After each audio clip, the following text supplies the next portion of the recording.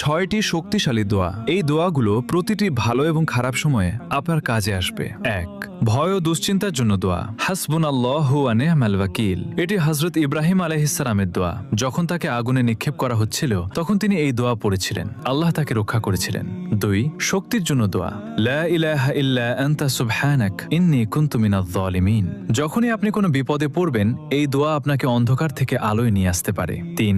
জ্ঞান বৃদ্ধির জন্য দোয়া। রব্বি জিদনি ইলমা। 4. যে কোনো কিছু পাওয়ার দোয়া। রব্বি ইন্নী লিমা আনজালতা ইলাইয়া মিন খায়রিন ফাকির। এটি হযরত মুসা আলাইহিস সালামের দোয়া। যখন তিনি একা ও বিপদে ছিলেন তখন এই দোয়া করেছিলেন।